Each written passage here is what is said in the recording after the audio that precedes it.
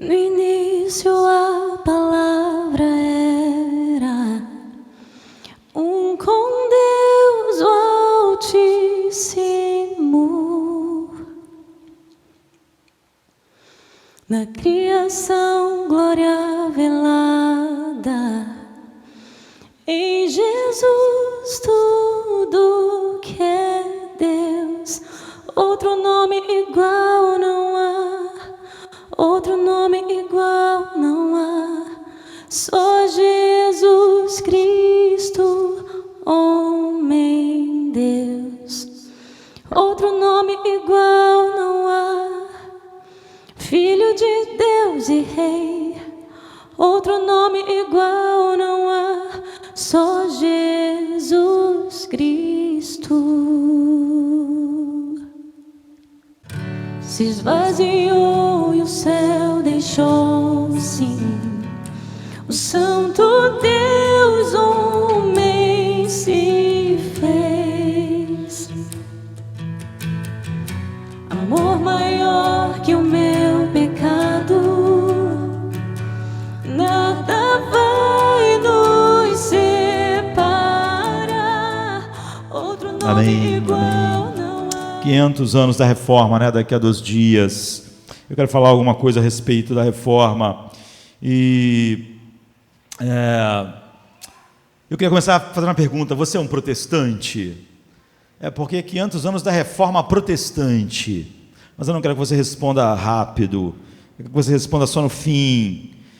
Eu quero olhar com você alguns personagens na história, não tão óbvios, mas olhar para a palavra de Deus e no final chegarmos juntos a essa questão, se nós somos protestantes. Todo mundo no mundo sabe que é culpado. Todos os seres humanos são culpados. Mas o que a Bíblia diz é que todo mundo sabe que é culpado. Mas nós nos apegamos a clichês para tirar das nossas consciências a visão da nossa culpa. É por isso que a Bíblia diz que do céu se manifesta a ira de Deus, porque nós suprimimos a verdade de Deus. Todos os homens fazem isso. Então, um dos temas mais importantes da Bíblia é o tema do descanso. Há um descanso preparado para o povo de Deus. A Bíblia diz que Deus, depois que terminou a sua obra, descansou. Isso apontava para esse descanso futuro. Mas aí, quando Jesus veio, ele queria que aquelas pessoas compreendessem essa realidade. Que descanso era esse? Então, esse é um tema importante na Bíblia. No Salmo 3, um dos meus capítulos favoritos na Bíblia. É difícil ter um capítulo favorito na Bíblia, porque você vai aumentando e fica com tudo, né? Mas tudo bem. É Davi falando. E ele diz assim: Senhor, como se tem multiplicado os meus adversários. Você pensa, já vai começar uma coisa amarga aqui. Como tem inimigo, como eu tenho adversário. Parece, né? Ele diz: são muitos os que se levantam contra mim. Muitos dizem da minha alma: não há salvação para ele em Deus. Ou seja, ele não vai ser salvo por Deus, ele está perdido. Porém tu, Senhor, és o meu escudo, és um escudo para mim. Eu disse hoje de manhã que o livro de Salmos é um livro tremendo, porque é um livro de orações. Você vê, ele está orando, ele está cheio de adversário. Ele transformou isso em quê? Em oração. Quando acaba, ele está sempre melhor. Então os adversários acabam abençoando Davi. Quando você pega as doutrinas bíblicas, como a gente viu hoje, Pai Nosso, e transforma essas doutrinas em petição, em ação de graça, em intercessão, tudo muda, nós mudamos. Então os salmos, eles estão abrindo o coração, não é? As suas grandes dificuldades. Porém tu, Senhor, és um escudo para mim, a minha glória, o que exalta a minha cabeça. Você vai ver que no Salmo eles gostam disso. Eles falam das dificuldades, mas não é para se livrar delas. Eles só veem as dificuldades, os medos, os inimigos, como uma desculpa de exaltar Deus. Eles querem falar sobre algo muito terrível, só para depois dizer: Deus é suficiente. Você vê, ele diz: muitos adversários, muitos contra mim, muitos querem, porém tu, Senhor, é o meu escudo. Ele queria dizer isso, ele queria dizer na verdade que Deus era o escudo dele. E tudo era só um enredo.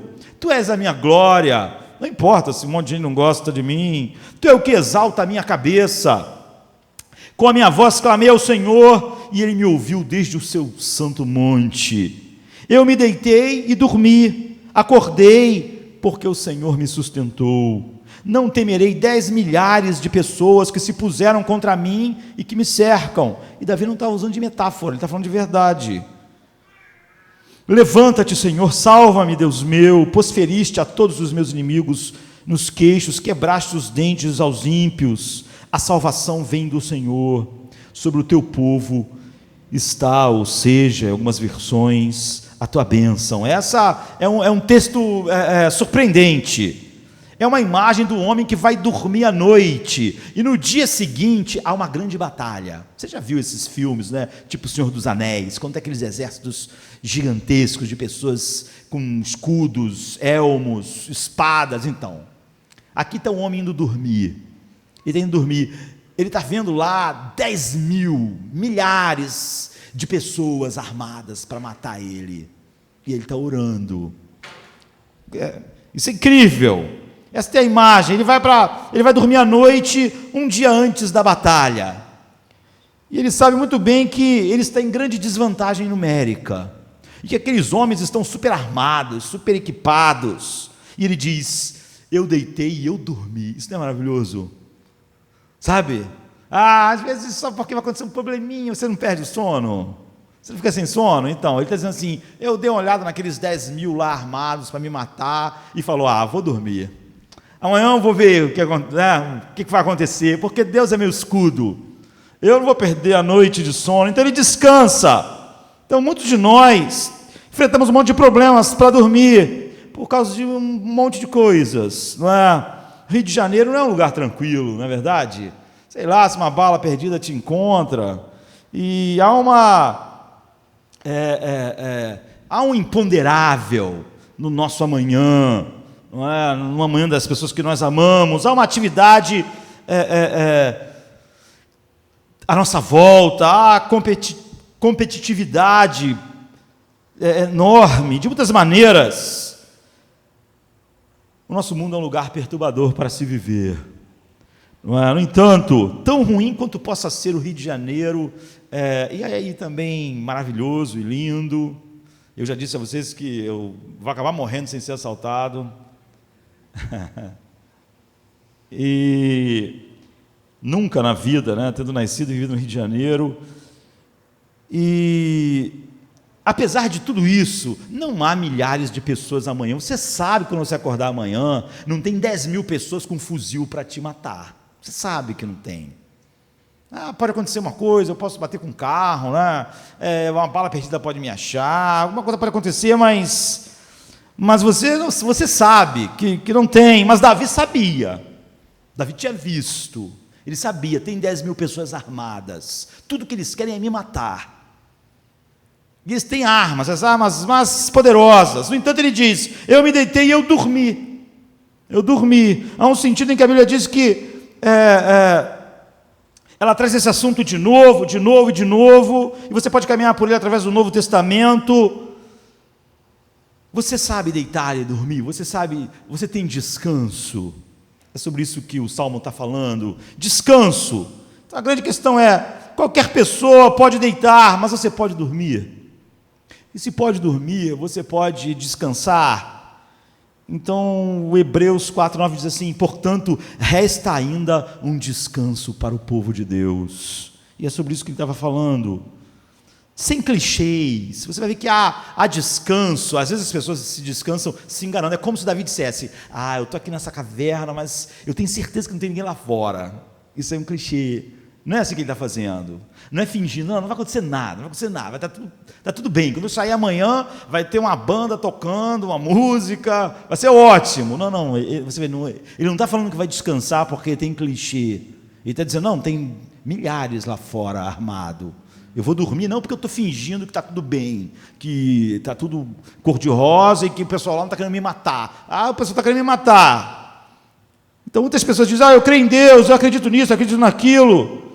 Mas quando as situações vão chegando, a tensão, a situação, esse é o lugar do trabalho da fé. Os salmos são orações sobre o trabalho da fé, não é? Essas pessoas trabalham a verdade de Deus, as grandes doutrinas sobre quem Deus é, tu és um escudo para mim. Eles trabalham isso em oração, você vê, Deus é real para eles.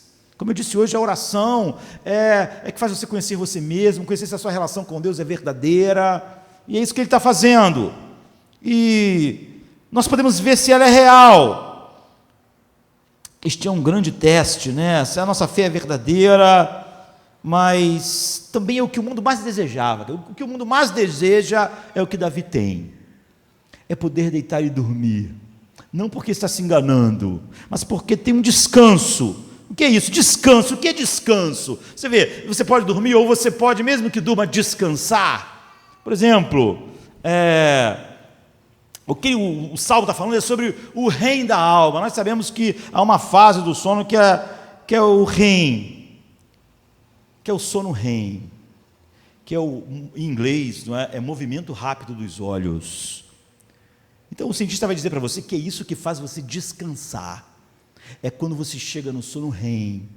É movimento rápido dos olhos, porque esse é o momento de sono profundo. Então você normalmente está sonhando. E os olhos das pessoas, se você estiver acordado e ficar prestando atenção, você vai ver que os olhos estão se mexendo muito rápido. É por isso que é o sono REM. E a pessoa sabe, está um sono profundo agora. Então, os cientistas vão dizer para você que o que restaura o corpo, o que descansa o corpo, o que faz você acordar descansado, não é a duração do sono. Não é a duração do sono, é a profundidade do sono. Se você dormir 8 horas, mas não entrou em sono REM, você acorda cansado. Você não acorda descansado, você não acorda bem.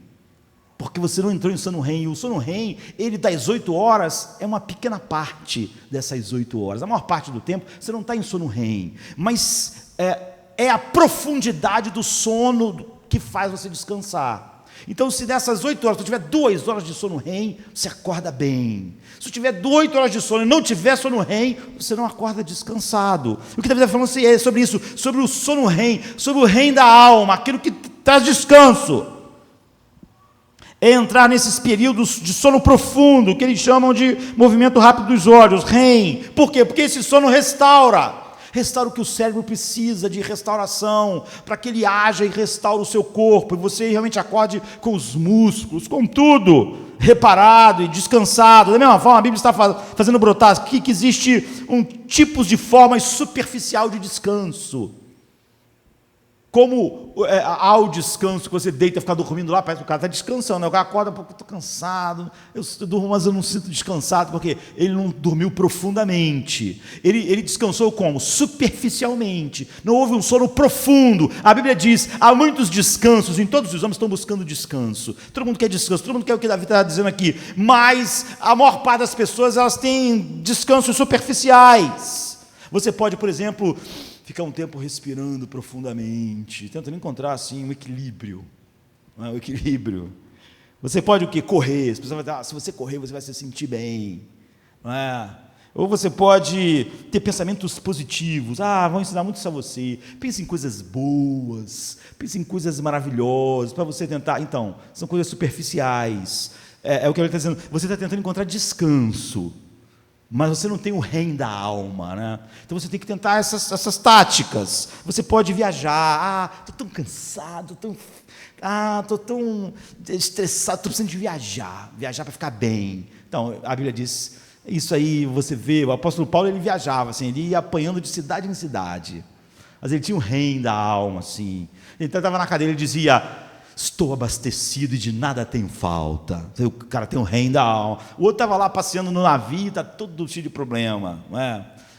Porque ele está lá, descansou um pouquinho, mas ele dormiu 8 horas, mas não teve um sono REM. Então é superficial, Então você pode se distrair e se encher de entretenimento. A pessoa vai dizer para você assim, para de se preocupar, não adianta se preocupar.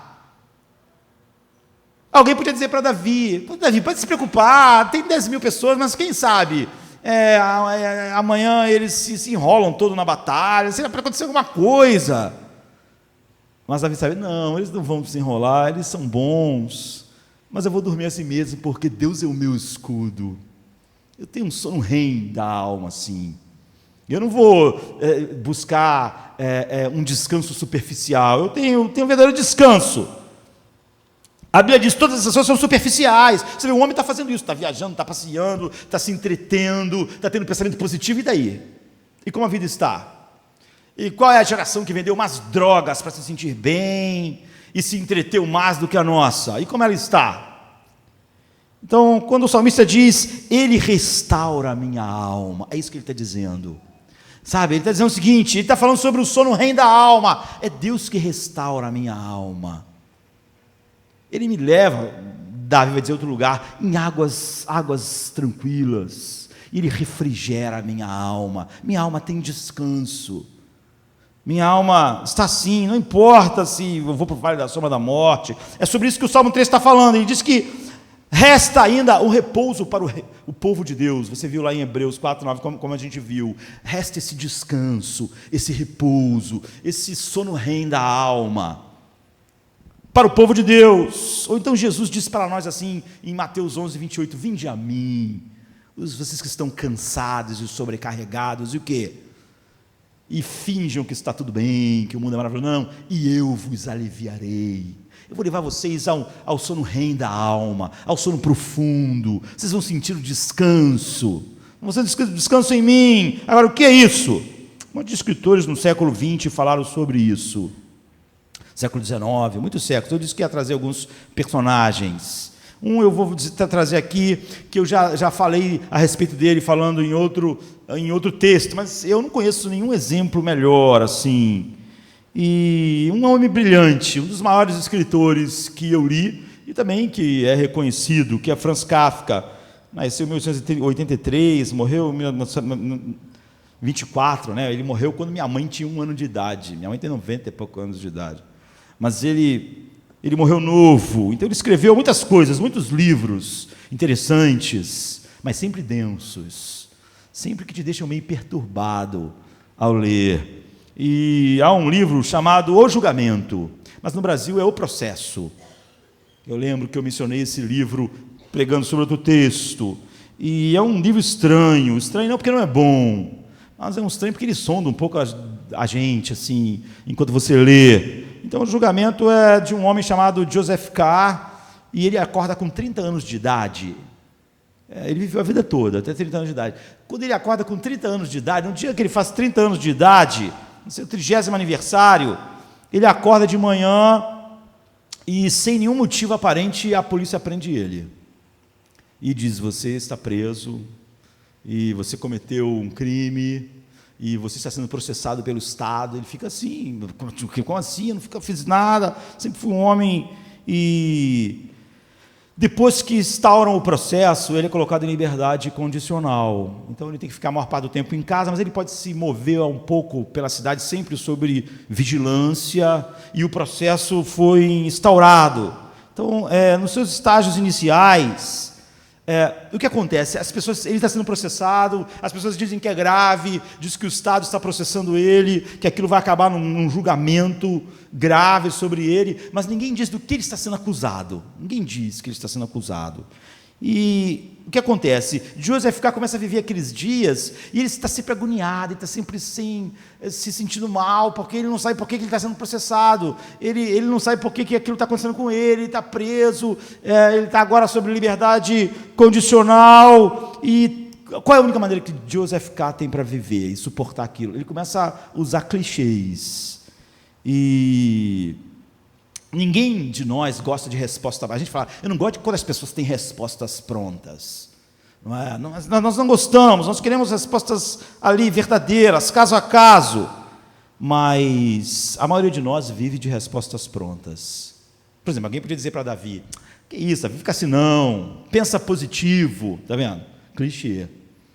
Como é que o cara vai pensar positivo se tem 10 mil pessoas lá fora armadas? Imagina se você estivesse dormindo hoje e eu ligasse para você, olha, eu passei na festa da tua casa hoje e tem uns carros lá com os caras com fuzil dizendo que vão te matar. Como é que você ia continuar? Vou dormir. Amanhã eu vejo. Você ia ficar tranquilo? Ficar em paz? Não, é o que está acontecendo com Davi. Não é uma metáfora, é verdade. Tem um monte de gente com fuzil em volta da casa de Davi para matar ele. Então, o que era o clichê? Era eu dizer para vocês no telefone, não fica preocupado não. Fica preocupado não, pensa positivo. Como é que os caras não sabem atirar? Não é? Vai que as armas falham na hora. As armas podem falhar, você não fica preocupado que vai acabar tudo bem. Não é? Você, como vai acabar tudo bem? Os caras estão armados na frente da minha casa. Então, clichê é isso. Só que a maioria de nós vive exatamente assim. Respostas prontas. Joseph K., ele ficou assim. Ele sentou, pensava, ele dizia, olha, não, se eu pensar, eu vou chegar a uma solução sobre esse problema, eu vou descobrir qual é a solução. E ele ficava tentando se acalmar assim. Ele ficava tentando encontrar um sono REM, um descanso, na ideia de que eu vou encontrar uma solução, para o problema. E é como os homens, nós vamos conseguir chegar a uma solução para a sociedade ser mais desprendida, menos egoísta, o ser humano ser um ser melhor, assim, sabe? Quando, na verdade, a história inteira conta outra história para nós. Edgar Allan Poe, que é outro escritor muito sombrio, né? Mas ele diz assim, eu não tenho fé na evolução e aperfeiçoamento humano. Eu acho que o esforço humano não terá nenhum efeito apreciável sobre a humanidade. O homem é agora apenas mais ativo, mas não mais feliz, nem mais sábio. Ele é mais tecnológico, mas não é nada melhor do que o homem era 6.000 anos atrás. Ele está olhando o mundo sem clichê, tá vendo? Ele diz, o homem é mau, a sociedade é mau, o homem é mau porque a sociedade é a expressão do homem, então o homem não melhora, o homem só constrói máquinas que fazem ele poder ficar sentado e mexer na televisão, mas o que isso melhora ele como ser humano? Nada. Ele é igual aquele cara lá na caverna, ele não melhorou nada. É o que Edgar Allan Poe, ele não é cristão, ele, pelo contrário, mas ele está olhando essa realidade. Então, Joseph K. dizia, com o tempo isso vai passar, esse negócio não vai durar para sempre, isso vai passar. E ele pensava, essas pessoas que estão me processando, elas são racionais, elas vão agir racionalmente. Você não pensa assim? Às vezes as pessoas dizem, que isso, o mundo vai achar uma solução muito racional. Aí vem as pessoas com a ideia da ideologia de gênero, você pensa, essa pessoa é racional, o pessoal vai ver que isso é maluquice, o ser humano não vai, esse cara não vai destruir a família dele por causa de uma mulher, ele não vai fazer isso, uma pessoa racional, a pessoa pensa, não é possível que ele vai fazer isso, mas ele faz. Não é assim? O cara vai matar alguém por causa de um celular, por causa de 20 anos, não vai, racional, ele vai pensar que uma vida humana vale muito mais do que isso. Uma mãe vai matar o seu filho no ventre e chamar isso de cuidados médicos e achar que ela interrompeu a gravidez. Não, ela matou o seu filho. Isso não é interromper a gravidez. Ela não deixou de ser mãe, ela só é mãe de um filho assassinado por ela mesma, ela encomendou a morte do seu filho. O homem é racional, o homem não vai fazer isso. O homem é racional, ele protege o ovo da tartaruga. Por que ele não vai proteger o filho no ventre? Ele vai pensar, ele vai agir racionalmente. É assim que o JFK fez. Ele fica com esses clichês que não estão de acordo com a realidade. Então, ele está tentando... essas pessoas que são as pessoas que estão processando, os guardas, os policiais, os juízes, os promotores, ele fica dizendo para ele mesmo, eu sei que essas pessoas dessas posições de autoridade são inteligentes, eles não vão, em outras palavras, JFK recai o dia inteiro sobre clichês para poder suportar a agonia, a aflição que ele está sentindo. E ele fica dizendo, o mundo é um lugar racional, as pessoas são basicamente boas e decentes, e isso não vai acontecer, e as pessoas vão chegar a essa conclusão, e é óbvio que esses clichês não funcionam. É óbvio que o que você vai ver que vai caracterizar Lutero é que ele não era um homem de clichês. Ele consegue ver o que Kafka está mostrando aqui, o que nós vamos ver um pouco à frente, mas Lutero nunca recorre a clichês, a maior parte dos cristãos recorrem. A maior parte dos cristãos, mesmo aqueles que estão comemorando, tão felizes a reforma, acreditam de fato em coisas que fazem que ele nunca faria e nunca estaria realmente envolvido naquilo que a reforma foi. Então ele não consegue encontrar uma razão razoável para as pessoas estarem fazendo aquilo. Mas depois que vai passando o livro, você continua lendo o livro, ele vai mudando assim um pouco, ele começa a pensar... será que ele sabe alguma coisa a meu respeito, realmente, que me condene? Ele começa a ficar com isso na cabeça. Estou me processando, mas será que ele sabe alguma coisa? Ele começa a pensar, será que eu fiz alguma coisa errada? Será que eles descobriram sobre quando eu soneguei imposto de renda? Será que é isso? Aí começa a pensar, será que eles souberam aquilo que eu pensava? Mas como é que eles iam saber? Eles não iam saber. Será que eles podiam saber aquela outra coisa? Ele começa a ficar perturbado, não é? Então ele começa a lembrar de pequenas desonestidades, traições, a maneira com que ele tentava cortar custos, e ele começa a dizer, mas como é que eles iam saber? O que Kafka quer nos levar é como todos os seres humanos lutam com um senso de culpa, uma consciência que acusa. No final do romance, não podemos ficar falando muito, ele não termina bem. Vou dar logo aquele spoiler gigantesco. Eu não sei se um livro escrito por alguém que morreu em 1924 e você não leu ainda, você vai ler, eu não sei. Já, né, faz bastante tempo. Ele é levado pelos guardas a uma pedreira, assim, ele vê uma casa e alguém lá numa varanda alta, e ele pensa, finalmente, talvez essa pessoa vai me ouvir, porque ninguém me ouve, estou sendo processado, vou ser condenado, mas ninguém me ouve, ninguém me explica direito o que está acontecendo, e finalmente eu vou poder falar com essa pessoa e pedir misericórdia. E quando ele olha para aquela pessoa, o guarda que está atrás dele pega um punhal e enfia no coração dele e mata ele. E ele morre. E ele tinha essa esperança e ele morre assim. E Kafka acaba o livro dizendo, ele morreu como um cão. E é assim que o livro termina. Acho que por isso que não fizeram um filme ainda do livro. Eu fiquei esperando, mas eu acho que não vai sair. O processo. Não é? Se você ler a história do livro, você vai ver que essa é a primeira cena, a primeira parte do livro que Kafka escreve. Ele escreve primeiro essa morte. E essa morte, essa expressão, morreu como um cão. Então, Joseph K. nunca é informado até morrer, porque ele está sofrendo um processo. E ele até o fim praticamente mantém a sua inocência, que ele era inocente. E ao final ele declara, eu sou inocente. E a pessoa pergunta, se você é inocente de quê? De que você é inocente? E ele fica perturbado, ele não sabe de que ele é inocente. Não é? E o processo instaurado quer mostrar a incapacidade do homem de confessar sua culpa, de ver sua maldade, de ver tudo que o coração do homem é, de como ele, como Paulo diz, ele oblitera essa verdade, ele esconde essa verdade, ele suprime essa verdade dentro de si. Então, qual é a mensagem? Então, você vê vários escritores importantes, artistas, falando sobre o mesmo tema, de maneiras diferentes. Nós podíamos trazer aqui, mas o homem vive mentindo para si mesmo, ele vive sentindo essa agonia, essa falta de descanso, essa consciência que não lhe dá descanso. E você vê que ele vive de clichês. Você vê como um dos clichês mais clichês da nossa geração é aquele, olha, você pode ser quem você quiser.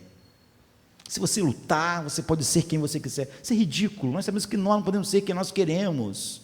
Nós, na verdade, sempre estamos lutando com essa sensação de exatamente essa incapacidade. Então você vai ver um monte de seriado, filme, que vai dizer isso, querido, você pode fazer qualquer coisa que você quiser, contanto que você se esforce.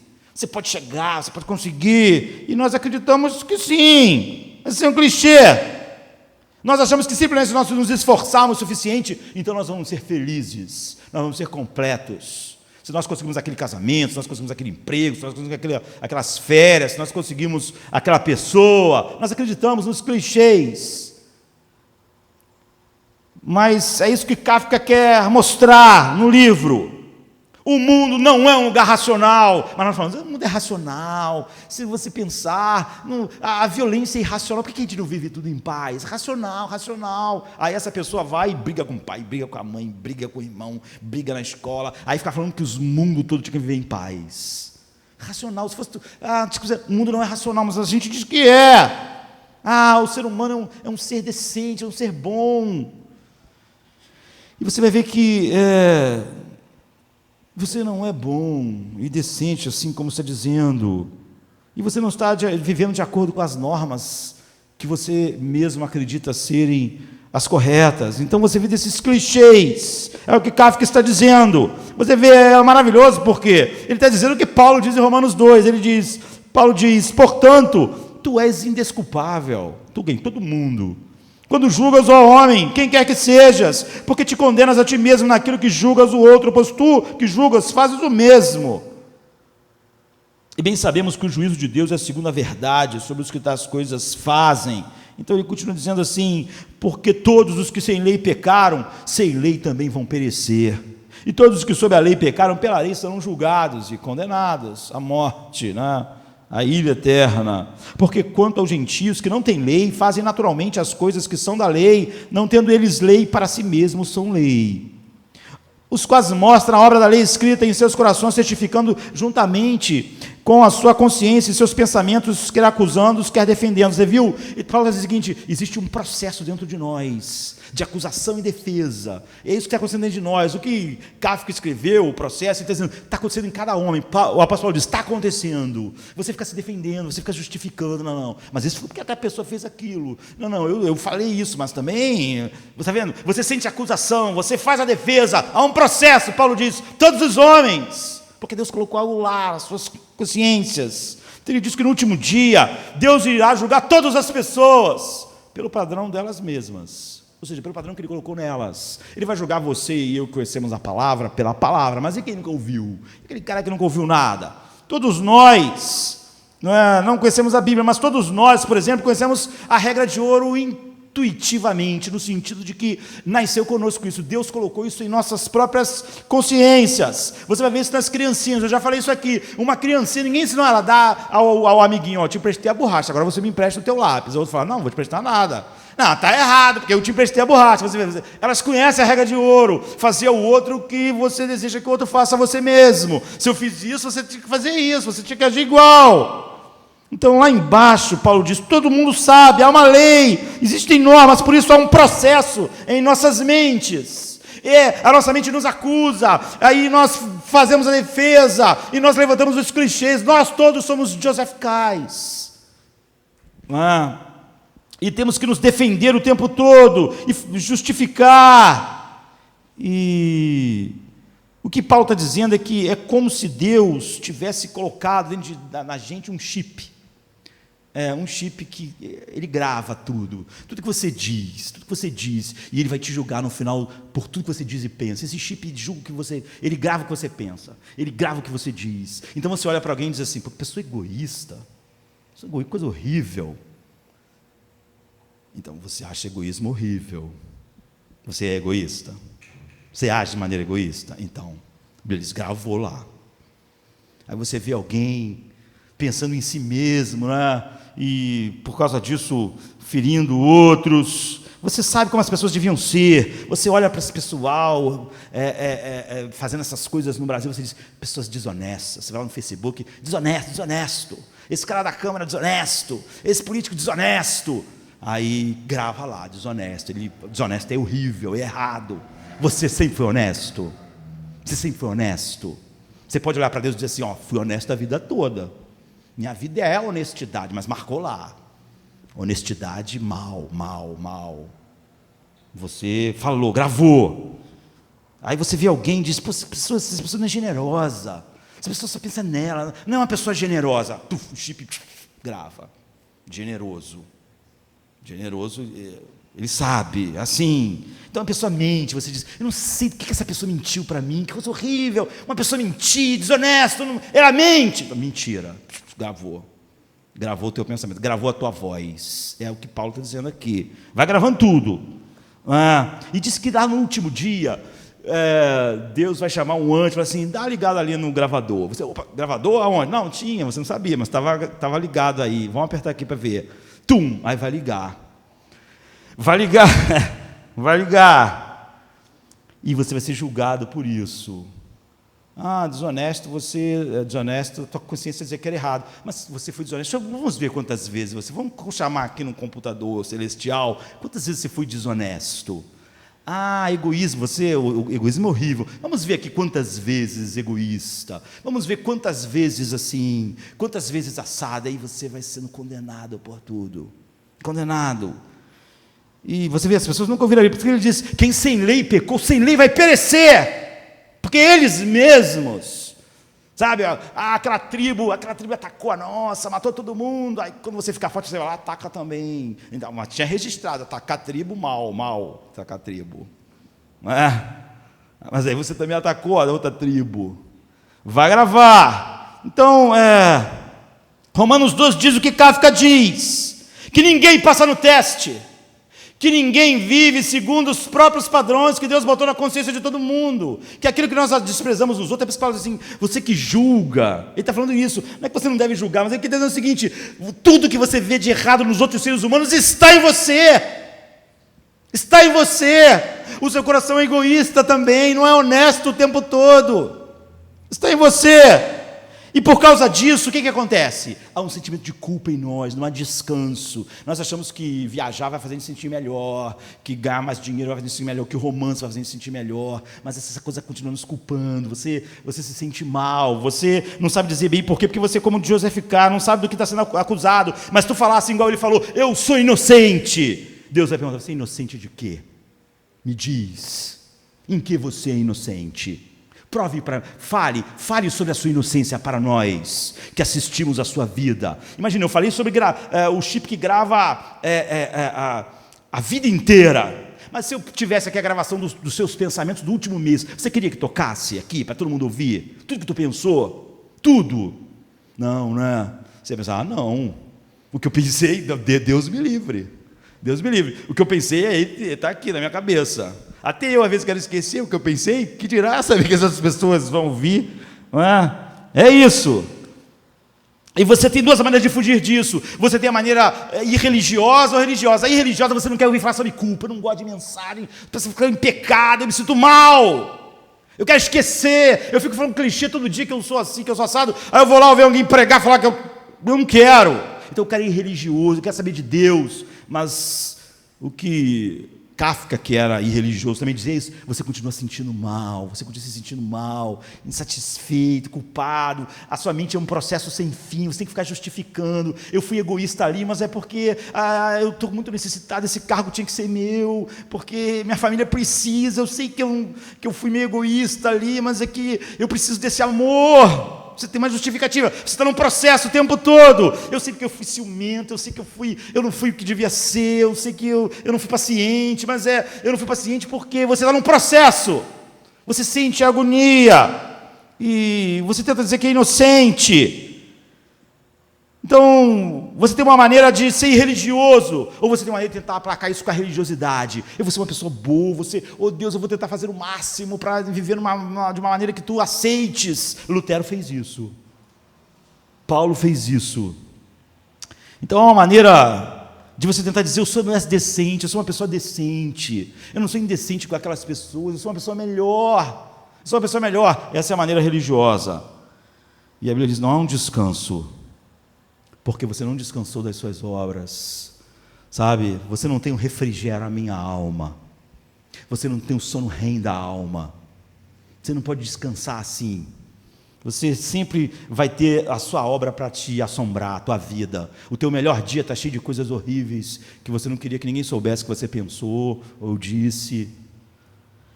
Seus padrões vão assombrar você, os seus padrões que dizem ninguém devia ser desonesto, ninguém devia ser egoísta, ninguém devia ser assim, ninguém devia ser assim, ninguém devia ser... Esses padrões vão assombrar você, assombrar sua mente, assombrar sua consciência, então vão te perturbar. Então Hebreus 9, 11, 14 diz assim, mas vindo Cristo, o sumo sacerdote dos bens futuros, por um maior e mais perfeito tabernáculo, não feito por mãos, isto é,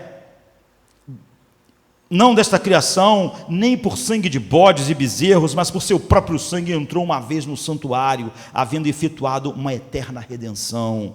Porque se o sangue de touros e bodes e se a cinza de uma novilha esparzida sobre o imundo santifica quanto a purificação da carne, ou seja, exterior, quanto mais o sangue de Cristo, que pelo Espírito eterno se ofereceu a si mesmo, imaculado a Deus, purificará as nossas consciências das obras mortas, para servirdes ao Deus vivo. É sobre isso que ele está falando. Ele está fazendo uma argumentação. Se aquilo lá, aquele negócio lá, matar o bicho, fazer uma purificação externa, muito mais o sangue do Cordeiro eterno, do Deus imaculado, pode purificar as nossas consciências, não é? Porque o sangue de touros e bodes e cinza, uma novilha esparzida sobre os imundos, os santifica contra a purificação da carne, verso 13, o 14, quanto mais então é verdade que o sangue de Cristo vai purificar nossas mentes, de obras mortas, ou seja, de todas essas obras que eu tento contrabalancear para dizer, eu sou inocente, eu não sou tão mal assim, para tentar lutar com esses clichês, contra esse sentimento no meu coração. Então, nós podemos, pela irreligiosidade ou pela religiosidade, tentar lutar contra isso, tentar encontrar um descanso. A Bíblia diz: isso aí é superficial, isso não é o sono profundo da alma. Você nunca vai encontrar. Há um descanso para o povo de Deus, mas esse não é o descanso. Não é o descanso. Nossas consciências são ruins, nossas consciências são sujas, são maculadas, elas nos acusam. As nossas consciências, elas dizem: você não foi honesto, você está criticando aquela pessoa ali porque você acha ela orgulhosa, e você é humilde. Você é humilde, você sempre agiu com humildade. Você pode dizer: eu sou manso e humilde de coração. Você pode dizer isso, você não pode. Você acha ela orgulhosa, você é orgulhoso também. E é por isso talvez que o orgulho dela te faça ficar tão irritado assim, porque o orgulho se esbarra no outro, né? E é isso. Então agora, de onde vem a culpa e a vergonha? Nós vemos Kafka. E o outro personagem é Freud. Outro dia eu estava falando a respeito disso, numa reunião. Freud escreveu um livro chamado A Civilização e Seus Descontentes, em 1929. E ele enumera o que considera a tensão fundamental entre a civilização e o indivíduo.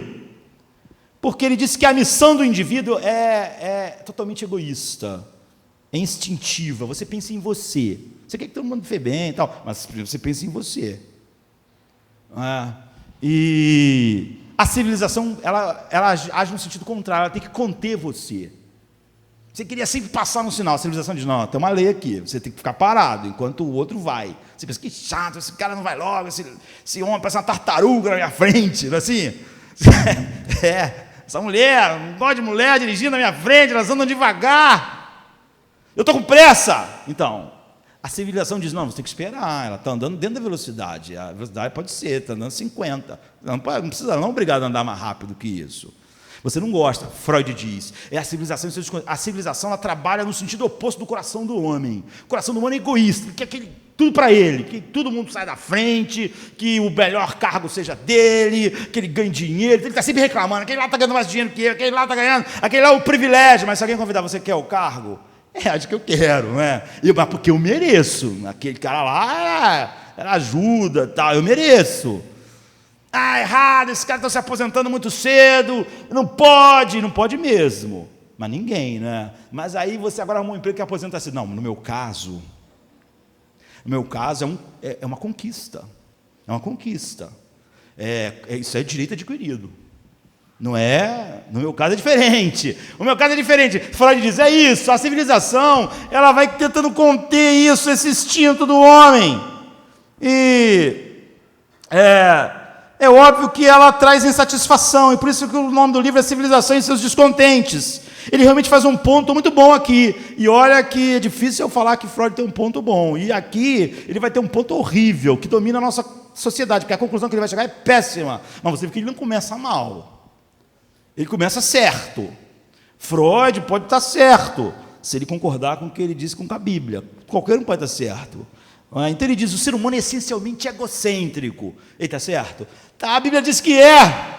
Então Freud está certo. Ninguém vai poder dizer que eu falei nunca que Freud estava certo. Então Freud está certo aqui. Ele diz: a natureza humana é naturalmente egocêntrica. E se ela não for controlada, ela simplesmente faz tudo o que o seu ego quer. E ela entra em choque. Então, para haver civilização, tem que haver descontentamento. Porque a civilização vem e diz: não. Tem regra, tudo tem que ter regra. Criamos leis, leis do trabalho, leis do trânsito, leis, você vai chato esse negócio de lei. Vai abrir uma empresa, tem as leis. Não pode ser assim, abrir a barraquinha aqui na calçada. Não. Ah, isso é chato. Não, mas o cara ali, ele obedeceu as leis, você tem que obedecer também. Mas eu acho injusto, a lei, isso é horrível, eu queria abrir. Não, mas tem que pagar aqui o Duda. Eu não gosto de pagar Duda. Não, mas tem que pagar o Duda. É o Duda. Esse cara deve ser rico, esse tal de Duda, né? Todo mundo paga alguma coisa a ele. Então, é por isso que o nome é civilização e seus descontentes. A civilização, para que haja... A maldade humana é tão grande, Freud está dizendo, que se não houvesse civilização, lei, prisão, cadeia, era impossível. Todo mundo ia devorar todo mundo. Sabe igual o Tiago diz? Vocês se devoram, então é assim. Freud está dizendo a mesma coisa, por isso que eu estou dizendo, está certo. E Freud disse, então, que isso gerou em nós uma consciência, porque ele não acredita em Deus. Acredita na alma, Deus acredita na matéria, ele é um ateu. Ele diz, como é que ele ia explicar a consciência humana? Acusando, fazendo se sentir mal. Ele disse, foi a civilização, porque era o único jeito, ela foi sendo restringido, você foi rompendo o que era restringido, isso gerou culpa. Mas ele diz, a culpa é o preço que nós pagamos para ter civilização. Freud. Isso é um enorme problema para os seres humanos.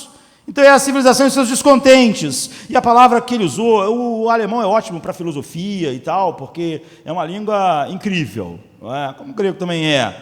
E é uma palavra que ele usa, Unbehagen, para dizer esse descontente que nós traduzimos, a civilização e seus descontentes. A gente não tinha uma palavra para traduzir o que ele está dizendo, não é? Na obra dele. Significa o mal-estar, significa...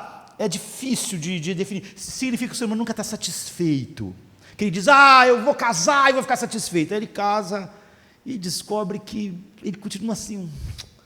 A minha vida não é o que devia ser. É isso que ele está dizendo. Unbehagen você nunca acha que a tua vida é o que devia ser.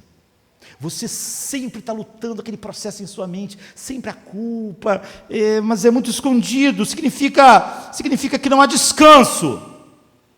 Significa que há uma ansiedade no fundo de tudo, e até mesmo significa tédio. Sabe, quando o cara tem tudo, a geladeira está cheia, está a televisão lá de tela plana, ele está sentado, tão tédio, assim, sem graça a vida, todo meio deprimido. Unbehagen, está vendo? Sempre está assim, nunca há um sono REM, nunca há descanso. Eu admiro filósofos, apesar de olhar para eles, discordar e refutar racionalmente. Você vê, Freud é um cara que está pensando no ser humano de verdade, em vez de ficar sempre vendo jogo de futebol, não é? Ele está olhando para a alma humana, como é que ela funciona, como é que é a culpa, ele está querendo encontrar uma explicação lá. Então, ele diz, o que acontece? Esse sentimento que a gente botou como descontentes é que as coisas nunca estão exatamente certas como devia ser. Eu nunca sou exatamente o que eu devia ser, o país que eu estou nunca é o que devia ser, as pessoas à minha volta nunca são o que devia ser. Por isso que as civilizações são descontentes. Você está sempre pensando, por que eu não sou diferente? O cara é introvertido e pensa, por que eu não sou mais extrovertido? O cara é extrovertido, esse negócio, por que eu sou tão extrovertido? Isso não está dando certo. Se o cara é alto, por que eu não sou um pouco mais baixo? Se o cara é baixo, por que eu não sou um pouco mais alto? Se o cara está engordando, por que ele emagrece? Se o cara emagrece muito, eu estou complexado, eu não vou ficar sem camisa, porque eu sou muito magro, as pessoas vão ver os ossos, entendeu? Aí o cara engorda, eu não vou para a praia porque eu estou gordo. O cara está sempre descontente. Unbehagen, é isso. O cara está casado, o cara casou com, sei lá, com a Gisele Bündchen, mas ele acaba achando essa mulher uma coisa... Mas daqui a pouco ele está descontente. Está descontente. Passa o vizinho com a outra mulher e pensa, caramba, não é? Que coisa. Então ele está sempre descontente. Não importa, você deu o ser humano, Freud diz, ele nunca vai estar contente. Aí ele se forma, agora eu me formei, ele tem a vida inteira, mas ele vai ficar descontente. Está sempre descontente. O problema, você vai sempre querer responder, o problema é a nossa sociedade que é opressiva. O problema é que as pessoas não têm consideração. O problema, ele está dizendo, é dentro de nós. Você vê, ele é um ateu. Freud disse que, embora a maioria das pessoas possam ter uma consciência, a maior parte não tem consciência disso. Não tem consciência do porquê ele é insatisfeito. Ele não tem consciência que é a culpa. Ele não tem a percepção que Kafka tem de dizer, é porque as nossas mentes estão nos acusando, as nossas mentes estão no eterno processo, a gente está sempre se defendendo, e isso é óbvio que não gera descanso em nós. Então Freud diz, a maior parte do tempo essa culpa é secreta. É algo que você sente como um descontentamento, eu não sou o que devia ser, a vida não é o que devia ser, às vezes eu estou super empolgado, mas daqui a pouco eu já não estou mais, mostra uma inquietação na alma. Você dizer, eu sei que há algo de errado comigo, algo de errado em tudo. Eu não sou o que devia ser, o Rio de Janeiro não é o que devia ser. Às vezes a gente tem uma visão que as coisas deviam ser diferentes, o Rio de Janeiro não é diferente, o Brasil não é o que devia ser, o mundo não é o que devia ser, meu pai não é o que devia ser, eu mesmo não sou o que devia ser. Isso é muito secreto, ele diz. Você não pode, as pessoas dizem, ele fala sobre isso já naquela época, você não pode me fazer me sentir culpado, ninguém me faz me sentir culpado, eu decido o que é certo e errado. Ele diz, se você acha que pode lidar com isso assim, você é um tolo. Você pode dizer isso para todo mundo, ninguém pode me julgar, ninguém pode nada. Você continua se sentindo mal. Você continua lutando, racionalizando. Não, eu fui egoísta hoje por isso e por aquilo. Você, está vendo? Você continua. Isso não tem jeito. A culpa se esconde, ele diz. A culpa muda de forma. Ela muda a sua forma o tempo todo. Esses animais que mudam de cor, ela está em toda parte da sua vida, ele diz. E você vê, eu tenho que concordar. E Franz Kafka, o mesmo que escreveu O Processo, no seu diário, ele diz algo incrível. Mas assim, ele diz assim, o estado em que nos encontramos é completamente pecaminoso, independente da nossa culpa. Você vê o que Kafka está falando agora? Agora eu entendi. Como é que pode ser completamente pecaminoso, independente da culpa? Ele diz o seguinte, nós não acreditamos mais em Deus. Kafka é igual Freud. Nós não acreditamos mais em pecado. Não acreditamos, mas nós sabemos que somos pecaminosos. Nossas mentes continuam dizendo, você é egoísta. Você não é bom. Você cobra das pessoas o que você não é. Você diz que todo mundo deve ser seu amigo, mas você não é amigo de todo mundo. Se alguém faz o que você não gosta, você reage mal. Ele está dizendo, a gente diz que não existe certo e errado, mas dentro de nós continuamos nos sentindo culpados do mesmo jeito, não adianta nada. É pecado independente da culpa. O que significa? Ele diz, nós somos culpados, nós falamos que não existe Deus, que não existe pecado, mas nós nos sentimos culpados. Freud diz, Bernhagen, você continua se sentindo esse mal-estar, ninguém pode descansar de fato nesse mundo, todos nós, é por isso que filósofos vão dizer, a única questão filosófica é o suicídio, se nós acabamos com tudo, quando nós pensamos na verdade e na realidade das nossas vidas. Então quando você diz, como ele diz, não existe lei moral, não existe, eu sou relativista, alguém vai lá te dar um soco, você não podia fazer isso, não podia por quê? Eu sou relativista, eu tive vontade, mas está errado por quê? Você sabe que está errado, é o que eles estão dizendo, ainda sentimos que não somos o que devíamos ser, a gente fala que não existe certo e errado, mas a gente sente, você não devia ser assim, e você às vezes não percebe, você pode ser como Lady Macbeth, não é? Que lavava as mãos, todo dia ficou com aquela coisa de lavar a mão, porque ela sabia que tinha muito sangue na mão dela e sentia culpa, mas ela diz, essa culpa não vai sair comigo lavando as mãos, ela vê a culpa, mas Freud diz, na maior parte das vezes você não vai ver a culpa, você vê que Joseph K. não via a sua culpa, mas ele começou a pensar, será que eles sabem isso? Será que eles sabem aquilo? Será que eles sabem aquilo outro? E ele disse, eu sou inocente, a pergunta foi, você é inocente de quê? E o que Kafka quer dizer o seguinte, a grande culpa de Joseph K. é que ele nunca admitiu que ele era mau, ele nunca admitiu que ele não era uma pessoa que ele dizia ser, essa é a sua culpa, essa é a culpa essencial dos seres humanos, eles escondem deles mesmos que eles não são bons, é o que Paulo disse em Romanos 2, então por que as pessoas estão exaustas, porque elas lutam tanto, porque elas querem sinais de status, porque elas querem tanto ser aceitas, é por causa disso, essa insatisfação, essa falta de descanso, não é? Que Davi estava falando lá, ter esse Bernhagen que Freud diz, essa sensação constante de processo que Kafka diz, ou isso, nós acabamos com o pecado, com a culpa, mas continuamos nos sentindo pecaminosos, porque você vive tão preocupado, não é? Com como vai ser amanhã, por que tudo que as pessoas fazem devastam você, acabam com a sua autoestima e faz você se sentir mal. Isso é culpa encoberta. é isso que a Bíblia diz, é isso que Kafka está tentando te dizer, e é isso que incrível que Freud diz, mas aí você não chama de culpa, de pecado, você chama de complexo, você chama isso de psicologia, você chama isso de sociologia. Por quê? Porque senão nós não acreditamos em Deus. Freud é um ateu, tudo que ele queria é acabar com as ideias da sociedade, né? Da cultura judaico-cristã, para ver se essa culpa diminuía. Mas ele diz, você vai continuar se sentindo aquilo que diz, você está errado, você está mal, há algo de errado com você, nós temos essa sensação. Agora, eu não sou o que devia ser, então o nome da obra é A Civilização e Seus Descontentes. Esse é um problema, você vê claro, a gente leu, o tempo está acabando rápido, né? Mas a reforma levou 500 anos, eu não cheguei lá ainda, vou chegar. Porque se o sangue de touros e bodes e a cinza de uma ovelha esparzida sobre os imundos a santifica quanto à purificação da carne. Então você vê, você se sente desconfortável. Eu estava dizendo às pessoas um dia desse que a maior parte das pessoas que dizem para mim assim, eu vou ler a Bíblia toda, elas empacam em Levítico. Chega em Levítico e empaca assim. Porque um livro começa a dizer lá, como eu estava dizendo outro dia também, domingo de manhã aqui, as pessoas pensam, o que é isso? Um monte de regra, tudo sobre ser limpo, Levítico é tudo sobre limpeza, você tem que ser limpo. Você não pode adorar a Deus com nada impuro. No Velho Testamento, talvez você não poderia estar aqui no culto, porque estar no culto no Velho Testamento era complicado pra caramba, porque tinha que ter purificação, tinha que ser puro, ritualmente, não é? Então muitas pessoas acham o Levítico chato, porque eles não veem aquilo em relação a Cristo, eles não conseguem ligar aquilo a Cristo, estão lendo só como uma coisa. Como é que você vai ajudar a minha vida? Eles não conseguem ver. E eles acham confuso, porque é tudo sobre ser limpo, sobre ser limpo.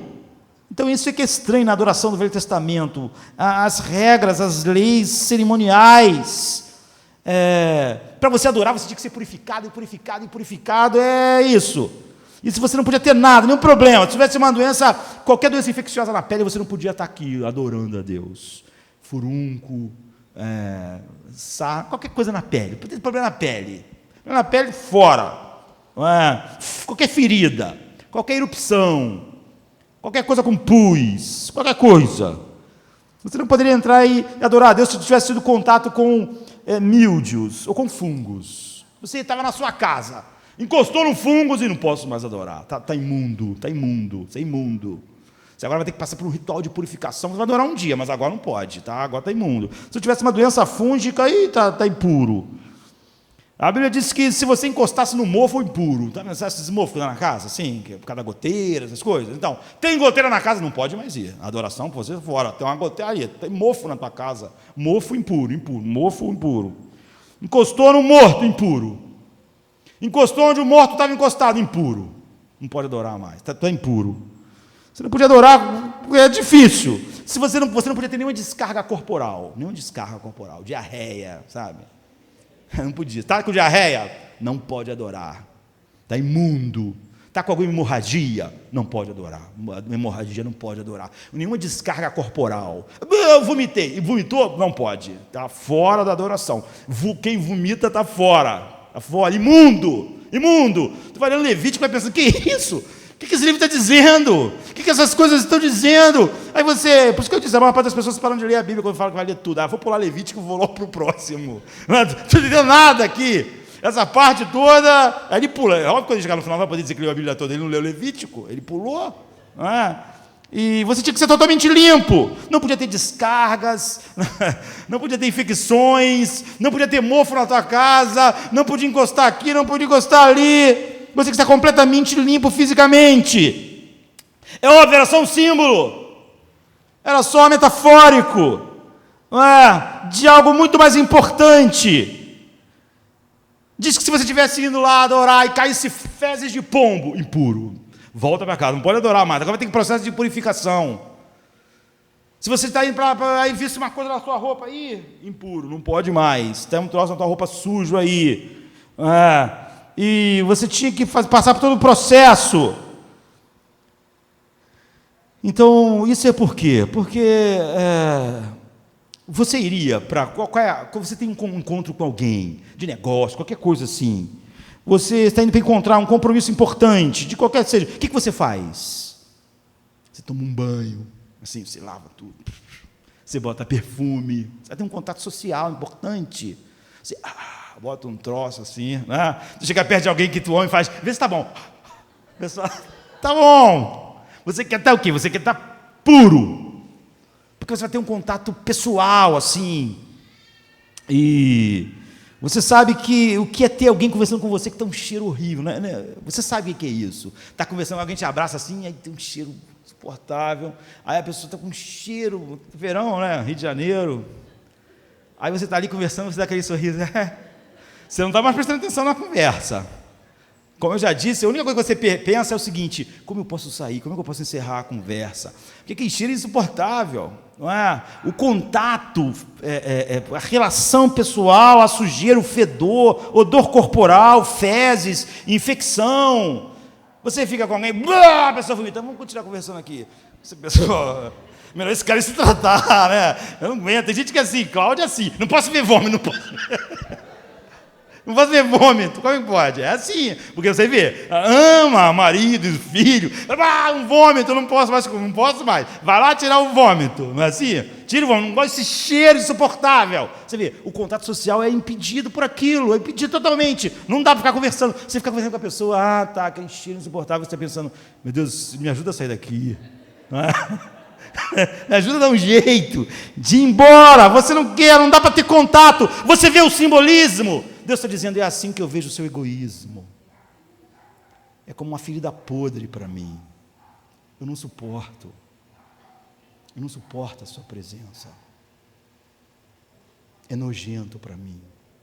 Vocês não têm nojo de fezes? Então é assim quando eu vejo a mentira no coração de um homem.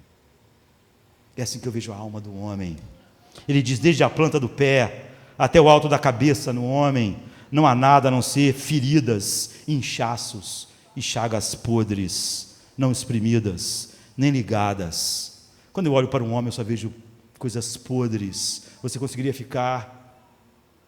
ter um contato. E ali, isso é Isaías 1,6, e 20, 43, ele diz, ali vos lembrareis dos vossos caminhos, vocês vão ter nojo de vocês mesmos, sabe?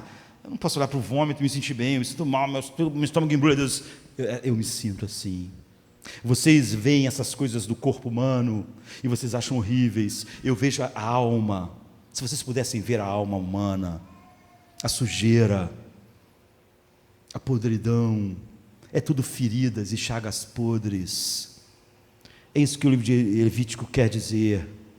Você não pode, eu não posso estar. Não é simplesmente que eu acho uma coisa errada, você vê, é errado. Mas quando eu falo que é algo errado, isso é da minha natureza santa. Eu vejo o ser humano coberto de chagas podres na sua alma. O cheiro é insuportável para mim. A presença é insuportável para mim. Tudo é insuportável para mim. Então, diz Ezequiel 36, 31, vos lembrareis dos vossos maus caminhos, dos vossos feitos, que nunca foram bons, e vocês vão ter nojo de vocês mesmos e das vossas iniquidades. Ele está dizendo, vocês vão um dia ver o que eu via, vocês vão ter nojo, eu tenho nojo, é insuportável para mim. Você pode ter uma justificativa para o seu orgulho, mas é nojento para mim. É muito pior do que chagas. Eu criei chagas podres no corpo para exemplificar o que é a alma humana sobre o pecado. Isso significa que nós não temos apenas um problema, mas nós temos dois problemas. Não é só que, como Freud diz, você se sente culpado, é que você é culpado. Esse é o problema. Se a culpa fosse só um sentimento, tudo bem. Não é só como as pessoas dizem, quantas vezes você vê as pessoas pregando o evangelho, Deus está ali, Deus está de braços abertos. É o homem que não quer, não é verdade, Deus está tapando o nariz, é insuportável para ele o odor do ser humano, o fedor. É por isso que ele tem que ser propiciado. É por isso que ele diz, se o sangue de bodes purificava a imundície do corpo, essas coisas, fezes, vômito, se depois de um tempo a pessoa fazendo aquelas coisas lá, cerimonialmente ele ficava puro, muito mais o sangue do Cordeiro imaculado, só isso pode fazer a purificação, pode trazer, fazer o homem aceitável no contato, na comunhão com Deus. Só isso pode fazer Deus não sentir. Ele sente o cheiro, um perfume suave, agradável. Você vê? Agora pode ter comunhão. Não está sentindo um fedor horrível de chagas podres. Mas ele diz, olha, nojo. Vocês não têm, mas o gravador está no pescoço de vocês. Está gravando. Essas coisas horríveis, essas feridas, essas chagas podres. Não adianta você falar, eu não sou como aquele homem lá, minha chaga não é tão podre quanto ele. Isso eu resolveria, querido. Um cara todo sujo de cocô, dizendo, não, mas ele lá tem mais cocô do que eu. Você, por favor, isso faz diferença. A Bíblia diz, é isso que é o ser humano tentando dizer que é mais justo se comparando com o outro. Eu estou com diarreia, mas ele ali está 2 vezes mais diarreia que eu. A Bíblia diz, isso é ridículo. Ou você tentar resolver isso com a sua religiosidade, ou com a sua irreligiosidade.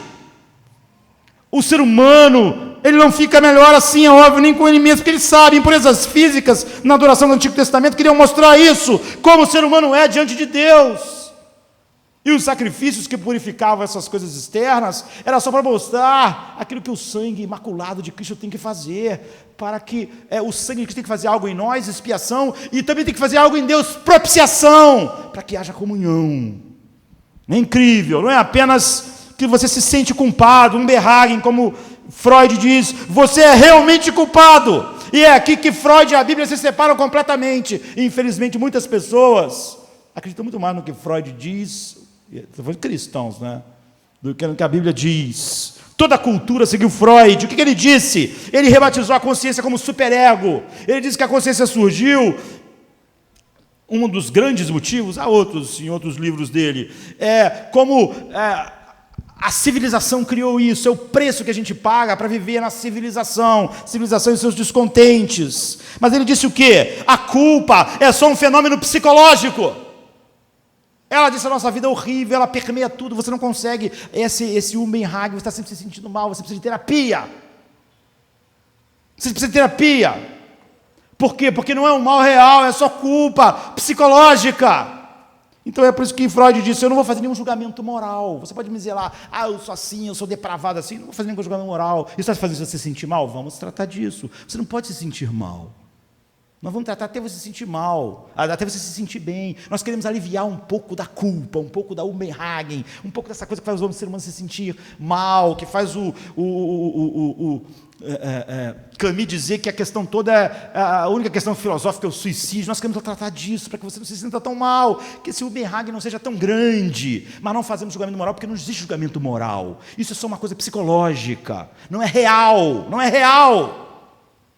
Então não vamos fazer julgamento oral, não vamos dizer você está errado, você é culpado. A gente não vai fazer isso nunca, porque na verdade você não é culpado, isso é só psicológico, é a civilização, são essas coisas que criaram isso permeou a vida inteira humana, e todos nós não conseguimos escapar disso. Nós temos, ele está dizendo, a culpa é só subjetiva. O livro de Hebreus diz, não é objetivo, são chagas podres, é insuportável. Você se sente mal, e você se sente culpado, e você se sente um Umbenhagen, porque você é culpado. Porque você sabe que você, quando diz que alguém é egoísta, você também é egoísta. Que você não é inocente. É o que Kafka estava dizendo. E o que Freud diz é, vamos trabalhar com os seus sentimentos. Vamos trabalhar com esse fenômeno psicológico que é a culpa. Mas é só um fenômeno psicológico, não é real. Porque a culpa não é real, nós vamos nunca julgar. Nós só julgaríamos, se faríamos julgamento se fosse real, mas não é real. Como é que a gente vai julgar o que não é real? Não há culpa real, não existe Deus, não existe certo, não existe errado, portanto não pode existir uma culpa real. É só psicológico. O homem precisa de terapia, de tratamento. Você pode se sentir culpado, mas você não é culpado. Deus diz, você se sente culpado, e você é culpado. Você sabe que é culpado, você foge disso com clichês, mesmo Freud. Então, Lutero nunca usou clichê, queridos. É por isso que a reforma aconteceu. Lutero sentia profundamente a culpa. E diferente dos cristãos, ele conhecia de fato a verdade de Deus. Há uma biografia de Lutero que diz, Lutero era um homem no escuro, subindo os degraus de uma escada em caracol, na torre de uma antiga catedral medieval. Ali na escuridão ele estendeu a mão para se equilibrar e acabou alcançando uma corda, e ele ficou espantado quando ouviu o som do sino, ou seja, não aconteceu planejado, né? Era uma questão interna. Lutero estava sobre uma profunda Umbenhage, não havia descanso para ele, não havia sono REM, não havia aquilo que Davi diz, ele refrigera a minha alma. Tem 10.000 pessoas lá fora para me matar, mas eu vou dormir hoje, porque eu encontrei o descanso, como Hebreus 4, há um descanso para o povo de Deus, disso, das suas obras que estão sempre lutando para encontrar esse descanso, o povo de Deus descansou. Então Lutero se engajou em debate, sendo os mais importantes em Augsburg, Leipzig, e por fim ele foi censurado com a publicação do edital do Papa, Exsurge Domini, que a palavra de abertura desse documento do Papa para Lutero diz assim: levanta-te, ó Senhor, e julga a tua causa, um porco selvagem invadiu a tua vinha. O porco era Lutero, não é? Então, após a publicação do edital, dos livros de Lutero, foram todos queimados em Roma, numa grande fogueira, tudo que ele escreveu sobre justificação, sobre o Evangelho. E Lutero apelou para uma audiência com o imperador, que por fim se reuniu na Dieta de Worms, dando a ele um salvo-conduto, dizendo: não vamos te queimar se você vir. Esse era o salvo-conduto, mas é óbvio que não era muito seguro, porque há 100 anos atrás eles tinham dado um salvo-conduto a John Hus e queimaram ele a si mesmo. Se o imperador resolvesse depois queimar, e o Papa também, quem ia dizer que não ia poder queimar? Então as pessoas falaram para Lutero: não vai. Lutero disse: eu vou ter que ir. O que aconteceu em Worms? Às vezes vira meio lenda, né? Foge da realidade. Então a primeira sessão ocorreu em 17 de abril de 1521, 4 anos depois que nós vamos comemorar agora a Reforma. Lutero, quando estava indo para Worms, ele disse assim: o Papa é o vigário de Cristo? Não. Eu me retratar? De jeito nenhum. Agora eu digo, o Papa é o adversário de Cristo e o apóstolo do diabo. Então todo mundo sabia que Lutero era um cara assim. Lutero falava as coisas duras. Pensava: Lutero vai arrasar lá em Worms, vai chegar lá e vai dizer essas coisas assim para o imperador, vai ser incrível. E todo mundo ficou esperando, todo mundo estava ali ansioso, como Lutero era audacioso de enfrentar um poder que estava centenas de anos no mundo, e ninguém ousava desafiar, império, reis não conseguiam desafiar, e desafiou tudo, e botaram lá os livros de Lutero numa mesa nesse dia, em 1521, e todos os livros controversos. Ele sabia que John Hus, por exemplo, tinha sido queimado, e Lutero estava sendo chamado de o Hus da Saxônia. Falou as mesmas coisas que John Hus, desafiou os poderes da mesma forma. Então, diante do imperador, o oficial pergunta a ele: esses livros são teus? Você escreveu? Como se alguém dissesse isso? Você disse isso? Esse que você disse está aqui, escrito aqui, você disse isso. E diz que Lutero falou com uma voz quase inaudível: os livros são todos meus, eu escrevi todos eles. Sem aquela coisa assim, vigário do diabo, sem essa coisa assim, sabe? Então veio a pergunta decisiva para ele: você nega tudo que você escreveu? E a resposta do Lutero foi: eu imploro um tempo para pensar. Então não ficou chocado. Nós pensamos que Lutero ia chegar arrasando aqui assim. Agora ele pede, mesmo imperador, você vê, ele perdeu aquela confiança. Tinha tanta confiança que você vê, o Papa, quando escreveu o documento, disse: um porco selvagem invadiu a tua vinha, porque ele entrou igual um porco selvagem, na visão do Papa, destruindo tudo. Mas o que um porco selvagem faz? Quebra tudo, então, destrói a vinha. Ele achava, Lutero era assim, incontrolável esse cara, um porco selvagem. Mas ele parecia agora um bichinho de pelúcia, assim, eu diria. Não parecia mais um porco selvagem, diante de todos os poderes do mundo ocidental ali reunido, e, enfim, do mundo, de grande parte do mundo, né? Então o imperador ficou surpreso, deu a ele, naquela noite ficou sozinho na torre, pensando sobre tudo. E eu li para vocês aqui, eu lembro quando a gente falou sobre a primeira carta de Gálatas, no primeiro capítulo, a oração de Lutero, que é uma das mais famosas, a oração que ele fez lá na torre, naquela noite, que ele não dormiu, pensando como ele ia responder. E ele diz: ó Deus, Deus Todo-Poderoso e Eterno, quão terrível é o mundo. Veja como a boca se abre para me engolir, a boca do mundo se abre para me engolir, quão pequena é minha fé em Ti. a fraqueza da carne e o poder de Satanás. Se depender da força deste mundo, Deus, está tudo acabado. Ou seja, eu vou ser queimado, vou ser morto, não vai ter nada. Deus, meu Deus, ajuda-me contra toda a sabedoria deste mundo. Faça isso, te imploro, tu deves fazer isso pelo teu próprio poder imenso. A obra não é minha, mas tua. Não tem nada a ver com isso. Não tem nada a disputar com esses grandes homens do mundo. Eu não quero lutar contra eles, não é o que eu quero fazer. Ficaria satisfeito em passar meus dias alegres e felizes, no canto, né, com a tua palavra. Porém, a tua causa, a causa é tua, e ela é justa, e ela é eterna. Ó Senhor, ajuda-me. Ó Deus fiel e imutável, eu não me apoio em homens, não há homens para me apoiar, seria em vão. Tudo que procede do homem é instável, fracassa. Meu Deus, tu não escutas. Meu Deus, tu não vives mais. Não, tu não podes morrer, simplesmente tu te escondes de mim. Tu me escolheste para esta obra, eu sei, portanto, ó Deus, cumpra a tua própria vontade. Não me abandones pelo amor do teu bem-amado Filho Jesus Cristo. Minha defesa, meu escudo, minha fortaleza, meu castelo forte. Senhor, onde estás? Meu Deus, onde estás? Venho, rogo-te, eu estou pronto. Eis-me aqui, prepare-me para a minha entrega, me prepara para entregar a minha vida pela tua verdade, sofrendo como um cordeiro, pois a causa é santa. A tua própria causa, não te deixarei ir, como Jacó, né? Não por toda a eternidade, ainda que o mundo esteja abarrotado de demônios, e este corpo, que é obra das tuas mãos, seja arrastado, pisoteado, e depois cortado em pedaços, reduzido a cinzas pela fogueira, a minha alma ainda é tua. Sim, tem a tua própria palavra para me assegurar isso. Minha alma pertence a ti, e habitará contigo para sempre. Amém. Ó Senhor, envia ajuda. Amém. Então, no dia seguinte, ele voltou lá, e a pessoa que fez a pergunta de novo. Aqueles livros são teus, são meus, você nega o que está neles. E Lutero quis explicar as doutrinas. Ele fala, não. Sabe como é no tribunal? O cara quer falar, não, responde com sim ou não tem isso no tribunal? Então, não, nós não queremos ouvir um discurso. Nós queremos um sim ou um não. Nós queremos saber se você nega ou não nega, não queremos ouvir. E Lutero respondeu as frases que ficaram famosas: já que vossa majestade e vossa senhoria desejam uma resposta simples e direta, responderei sem palavreado, então.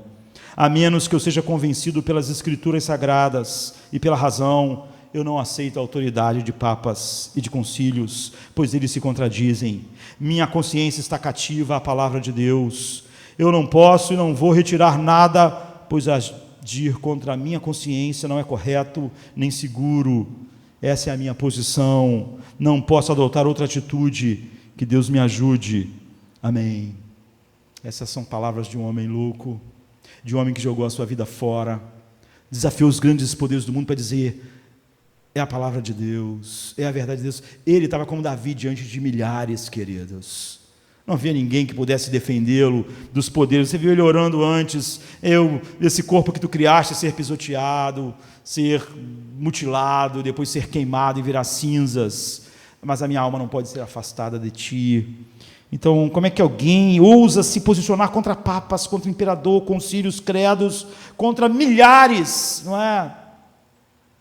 De anos de tudo que já tinha acontecido na história, a fim de defender que a Bíblia diz: as pessoas abrem mão da palavra de Deus por qualquer coisa, para não ficar ruim com o colega, para não se sentir mal na universidade, ou então a pessoa prega a verdade com a autoridade só para alguém no final do culto fazer uma pergunta: esse meu pai, papai. Aí o cara pensa: se eu falar isso ele vai ficar triste, se eu falar aquilo ele vai ficar arrasado. Aí o cara dá um jeito de falar uma coisa que não desagrade ninguém. Não é assim que é? Mas agora aqui não, ele não está diante desse tipo de coisa. Por que Lutero chegou a esse ponto? Porque ele fugiu de todos os clichês. Lutero e Joseph de Kafka são pessoas opostas. Lutero foi além de todas as regras do monastério. Suas vigílias de oração eram tão longas, durava a noite toda e várias vezes na semana. Ele recusava a sua porção de comida e ficava dias sem comer. Ele castiava seu corpo de tal maneira que ele sofreu danos permanentes. Ele diz: eu tenho danos digestivos permanentes, eu tenho doenças permanentes, de tanto que eu, de todas as formas, tentei acalmar, né? A Ubenhagen, Lutero é alemão, igual Freud, né? Lutar essa insatisfação, essa agonia, essa sensação de culpa. Eu fiz tudo. Ele diz: eu fui um bom monge, eu guardei as regras da minha ordem tão estritamente que eu posso dizer que se alguém pudesse ser salvo e ir para o céu por fazer alguma coisa, esse alguém era eu. Todos os meus irmãos no monastério podem confirmar. Se tivesse continuado agindo como eu agia, eu teria matado a mim mesmo fazendo tudo o que eu fazia. Ele era como Paulo, ele era o fariseu dos fariseus. Sua percepção de culpa, as pessoas dizem, era mórbida. Ele sempre se sentia culpado, extremamente culpado. Ele estava tão perturbado emocionalmente que algumas pessoas acharam que Lutero estava ficando louco. Ele não conseguia nem ser um monge normal, porque ele achava que nada que os monges faziam era suficiente, ele fazia muito mais e continuava se sentindo assim. Byton resume sua condição assim: em consequência, a mais espantosa insegurança o perseguiu, o pânico invadiu seu espírito, a consciência tornou-se tão inquieta de Lutero. Todo mundo vive esse processo na consciência, como diz Kafka e Paulo em Romanos 12, mas ele está falando sobre a consciência de Lutero. Se tornou tão inquieta que o assustava, e ele tremia pelo simples movimento de uma folha levada pelo vento. O horror de um pesadelo poderoso da sua alma, o temor de um indivíduo que desperta ao amanhecer e dá de cara com alguém que veio para tomar a sua vida. Era assim que ele vivia. Todos os defensores celestiais recuaram, o inimigo acenava maliciosamente à sua alma impotente. Repetidas vezes Lutero afirmou que esses tormentos eram muito piores do que qualquer doença física que ele havia suportado e todas aquelas coisas que ele tinha feito ao seu corpo.